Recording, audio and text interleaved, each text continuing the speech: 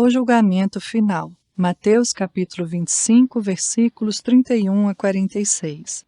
Quando vier o Filho do Homem na sua majestade e todos os anjos com ele, então se assentará no trono da sua glória, e todas as nações serão reunidas em sua presença, e ele separará uns dos outros, como o pastor separa dos cabritos as ovelhas, e porá as ovelhas à sua direita, mas os cabritos à esquerda. Então dirá o rei aos que estiverem à sua direita: Vinde, benditos de meu Pai, entrai na posse do reino que vos está preparado desde a fundação do mundo. Porque tive fome e me destes de comer, tive sede e me destes de beber. Era forasteiro e me hospedastes, estava nu e me vestistes, enfermo e me visitastes, preso e fostes ver-me. Então perguntarão os justos: Senhor, quando foi que te vimos com fome e te demos de comer, ou com sede e te demos de beber? E quando te vimos forasteiro e te hospedamos, ou nu e te vestimos? E quando te vimos enfermo ou preso e te fomos visitar? O rei, respondendo, lhes dirá: Em verdade eu vos afirmo que, sempre que o fizestes a um destes meus pequeninos irmãos, a mim o fizestes. Então o rei dirá também aos que estiverem à sua esquerda: Apartai-vos de mim, malditos, para o fogo eterno, preparado para o diabo e seus anjos. Porque tive fome, e não me destes de comer. Tive sede, e não me destes de beber. Sendo forasteiro, não me hospedastes. Estando nu, não me vestistes. Achando-me enfermo e preso, não fostes ver-me.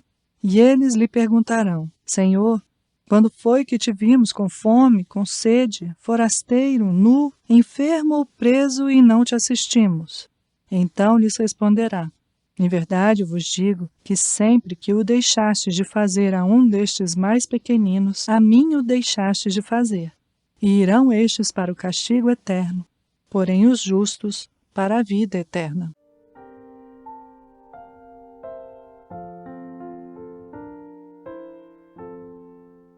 Nesses versículos, nosso Senhor Jesus Cristo descreve o dia do julgamento final e algumas das principais circunstâncias referentes a esse dia.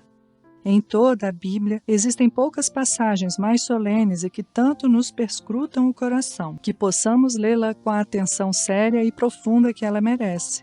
Notemos, em primeiro lugar, quem será o juiz no último dia. Lemos que será o Filho do Homem, o próprio Jesus Cristo. O mesmo Jesus que nasceu na manjedoura em Belém e tomou sobre si a forma de servo e foi desprezado e rejeitado pelos homens e com frequência não tinha onde reclinar a cabeça. Aquele que foi condenado, esmurrado, açoitado e pregado na cruz pelos príncipes desse mundo, esse mesmo Jesus irá julgar. Ele mesmo, o mundo, quando vier em sua glória. O Pai confiou a ele todo o julgamento. João 5:22. Diante dele, finalmente, todo joelho se dobrará e toda língua confessará que ele é o Senhor. Filipenses 2:10-11. Que os crentes meditem a esse respeito e se consolem.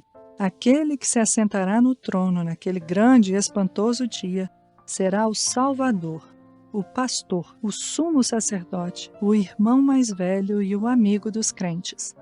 Quando ouvirem, não terão motivos para se alarmar. Que os não convertidos meditem sobre isso e temam.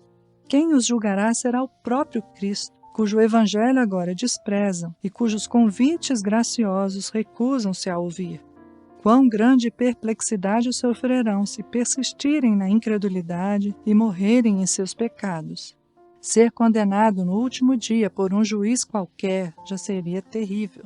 Porém, ser condenado por aquele que desejava salvá-los será verdadeiramente terrível.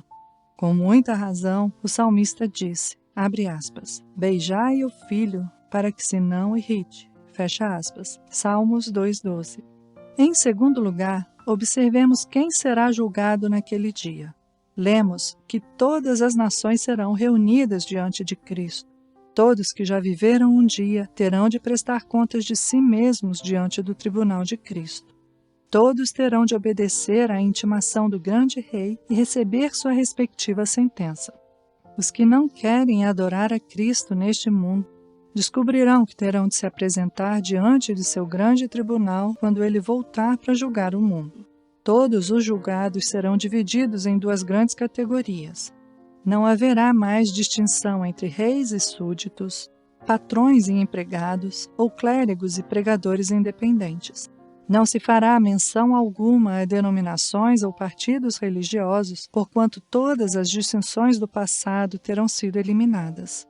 Graça ou nenhuma graça, conversão ou não conversão, fé ou nenhuma fé, essas serão as únicas distinções que prevalecerão naquele dia.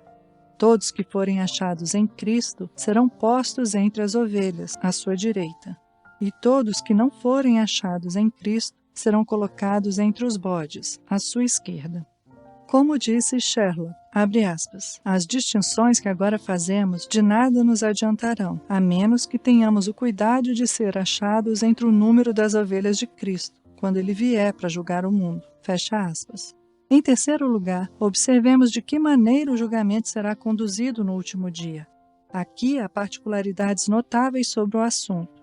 Vejamos, pois, quais são. O juízo final será um julgamento de acordo com as evidências. As obras dos homens serão as testemunhas que serão trazidas à frente, sobretudo suas obras de caridade. A questão a ser esclarecida será não apenas o que dissemos, mas também o que fizemos. Não será meramente aquilo que professamos, mas aquilo que houvermos praticado.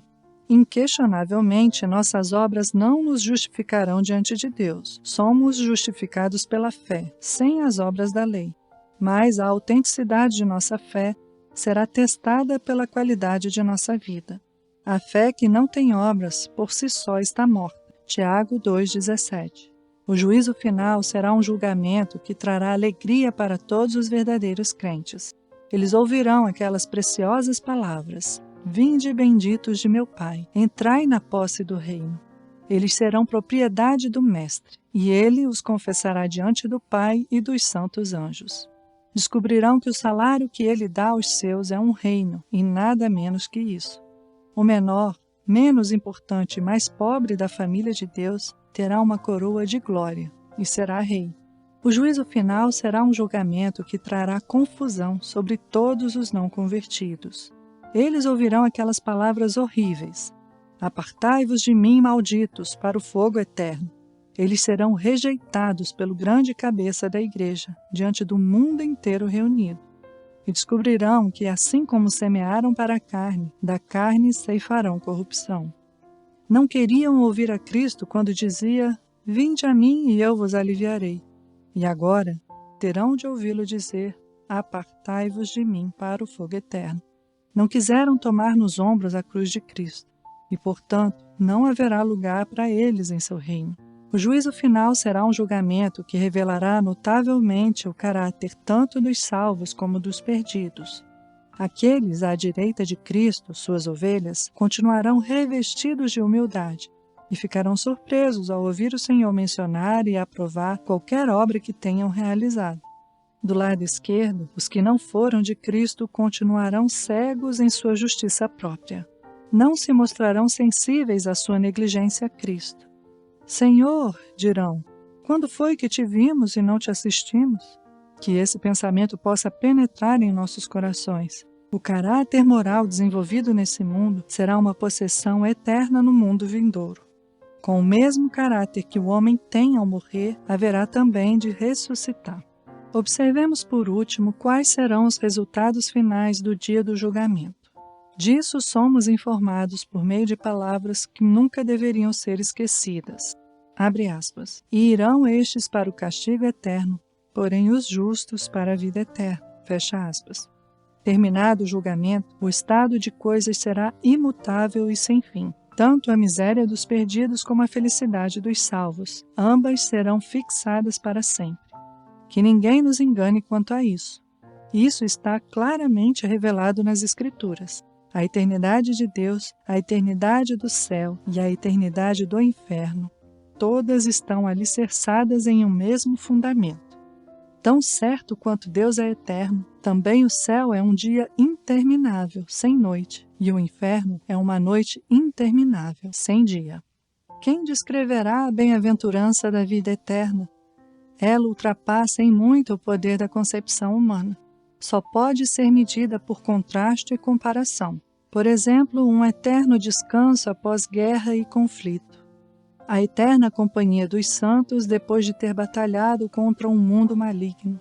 Um corpo eternamente glorioso que nunca mais sentirá enfermidade.